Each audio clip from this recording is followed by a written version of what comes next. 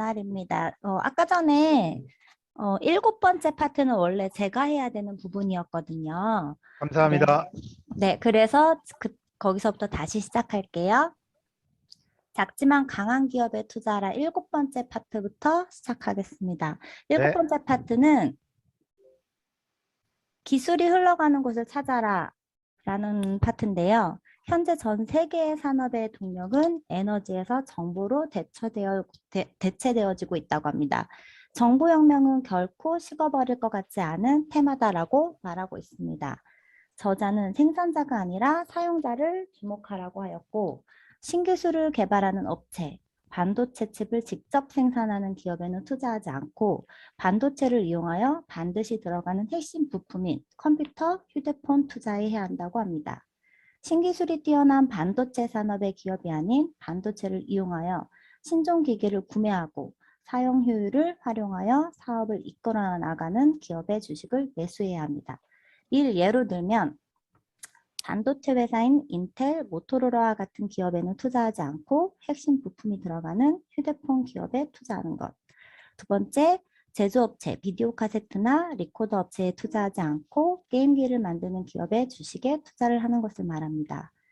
신기술 기업에 바로 투자하는 것보다는 신기술로부터 혜택을 얻는 사업 분야에 투자하는 다운스트림 투자가 더 현명한 투자 전략이라는 사실은 산업혁명 이후 충분히 검증이 되었습니다. 컴퓨터는 그 자체로 필적할 만한 대상이 없습니다. 컴퓨터의 발명과 함께 수많은 산업들이 혁명적으로 변모를 했고 획기적인 신기술, 즉 인터넷을 말하며 정보의 시대에 인터넷만큼 빠르고 정확하고 효과적인 매체는 존재하지 않습니다. 인터넷으로 세계의 사람들이 연결되어 있고 마케팅만으로 대기업과 소기업이 경쟁하는 시대가 도래했습니다. 온라인을 통해서 비교하고 결제를 하고 결정하는 시대가 된 것입니다. 제품에 대한 클레임도 인터넷의 활성화로 인하여 기업이 고객의 손을 들어줄 수밖에 없는 게 현실입니다. 인터넷은 이미 여러 분야에 수많은 변화를 가져왔지만 앞으로 더 큰 변화를 가져올 것입니다. 혁신적인 기술이 무엇인지를 이해하고 그것으로부터 혜택을 얻는 다운스트림 분야에 투자하는 것이야말로 개인 투자자가 주식 투자에 직접 투자할 때 반드시 염두해야 될 핵심적인 개념입니다. 그러나 인터넷과 직접 관계되는 기업들의 주가는 올라가고 있지만 그에 비해서 인터넷에서 다운스트림 분야는 현재까지는 없습니다. 8번째 파트, 작지만 강한 기업의 3가지 지지대. 첫째, 성장 잠재력이 있는 기업, 뛰어난 기업. 틈새 시장에서 독점력이 있을 것을 인기 업종의 3번째 기업보다 한 개 업종에서 최고의 시장 지위를 가진 업체. 두 번째, 재무 건전성이 우수한 기업. 기업의 재무 건전성은 한순간에 바뀌지 않고 상당 기간 오랫동안 기업에 영향을 미치는 덕목입니다. 세 번째, 내재 가치가 빼어낸 기업. 내재 가치란 투자 기업의 주가가 쌀 때 그 주식을 매수해야 한다는 말로써 주식시장은 변수를 예측할 수 없는 곳이기 때문에 투자를 할 때는 펀드 매니저에게 맡기든 슈퍼컴퓨터로 인한 투자처를 찾든 우리 투자하는 본인이 투자는 스스로 학습을 하고 규칙을 배워가야 합니다. 기업 규모가 작으면 순이익이 계속 성장하고 주가 수익 비율이 낮은 주식을 사야 하고 스스로 학습하는 규칙을 배워서 실제 투자 회장에서 활용할 줄 아는 사람이 되어야 합니다. 그렇게 하기 위해서는 그 기업이 어떤 기업인지 이해를 하고 기업에 투자하려면 최소한 그 기업에 대한 생산 제품을 알고 재무구조 상태, 경영진 마인드, 업종 내 순위, 현재의 자산 가치와 미래 전망을 제대로 반영하였는지 판단해야 합니다. 가장 쉽게 개인 투자자가 할 수 있는 일은 매년 발행하는 사업 보고서를 참고하는 것입니다. 보고서를 보는 것만으로도 기업 경영진의 사업 철학과 비전 운영진에 대해서 알 수 있기 때문입니다. 그럼 언제 매도를 할 것인가? 매도의 기준은 무엇입니까를 먼저 생각해야 합니다. 누구나 주식을 보유하는 이유는 존재하고 그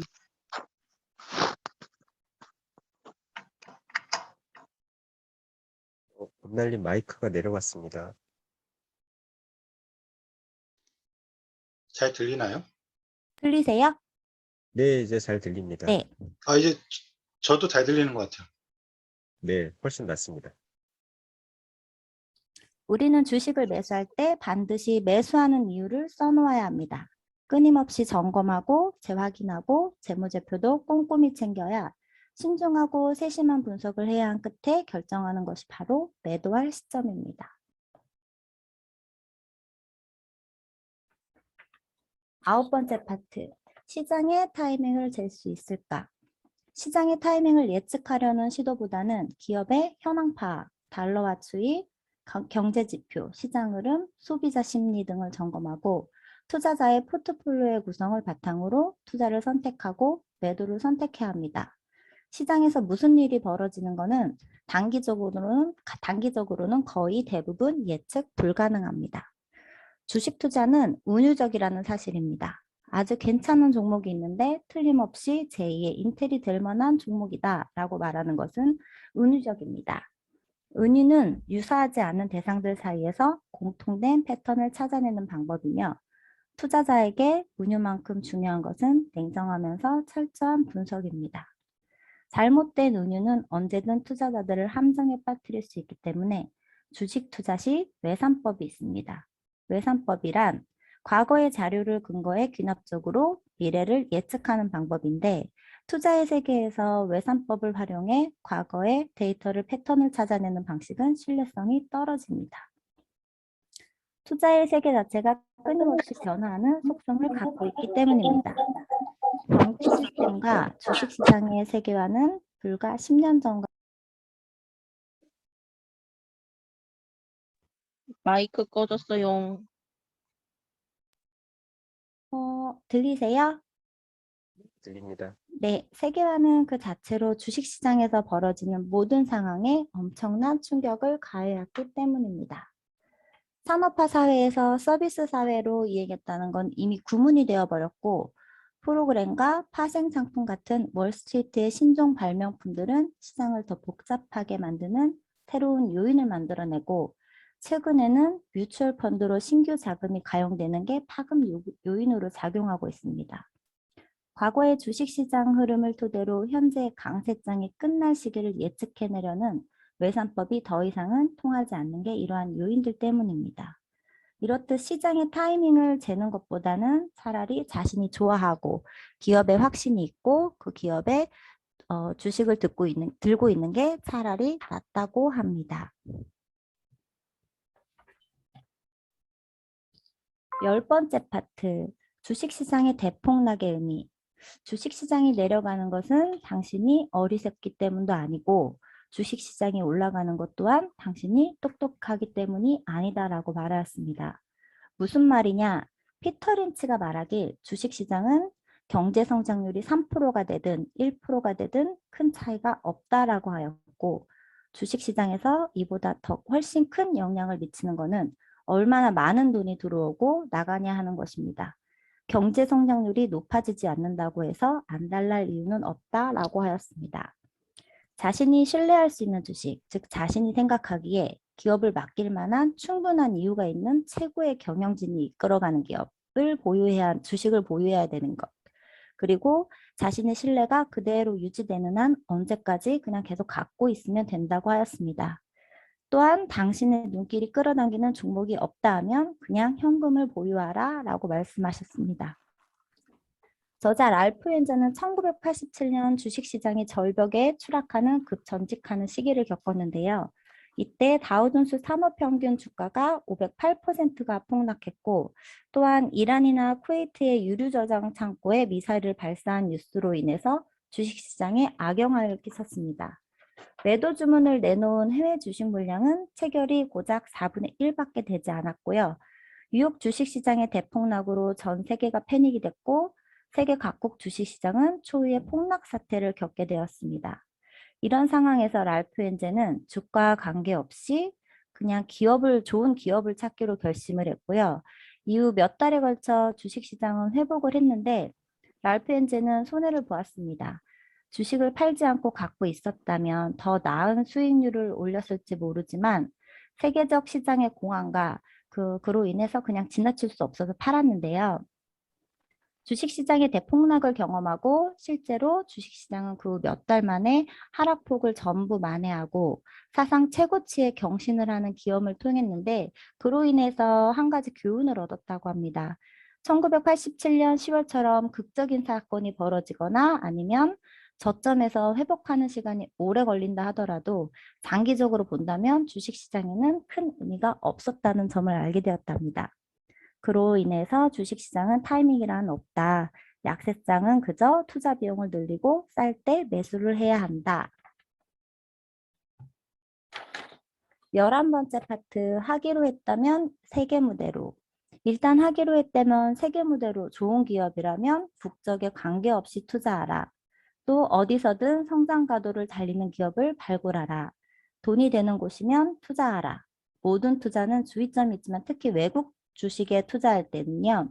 첫 번째, 평균 이상의 성장률이 지속되는지를 점검하고 두 번째, 합리적인 주가에 거래가 되는 종목인지를 확인하고 세 번째, 장기적인 테마에 의해 성장률이 뒷받침되는 기업인지 검색하고 독점적 지위의 성장률을 점검하는데 이 중에 예를 들면 네 번째가 가장 중요하다고 말을 했는데요. 저자의 경우는 독점적 지위의 성장률 종목으로 인도네시아에서는 후지필름과 카메라 독점 제조 및 판권을 가지고 있는 틈새 시장의 우위를 누리고 있는 모던 포토필름에 투자를 했다고 합니다. 또한 통신회사는 한국, 필리핀, 브라질, 이탈리아, 수리조선소는 세계에서 원가가 가장 저렴한 싱가포르, 인쇄와 출판은 중산층이 확대되면서 신문 독자가 늘고 동시에 신문 광고도 증가하는 터키, 말레이시아, 홍콩, 네덜란드, 노르웨이 신문사에 투자를 했고요. 소매 유통업으로는 대만의 24시간 편의점으로 운영하는 프레지던트 엔터프라이즈에 투자를 했습니다. 외국 주식에 투자할 때는 장기 투자가 되어야 되는데요. 기본적으로 외지인은 단기 거래에서는 현지인을 따라잡을 수가 없고 외국 투자를 할 때 높은 성장률은 아주 중요한 테마라고 했습니다.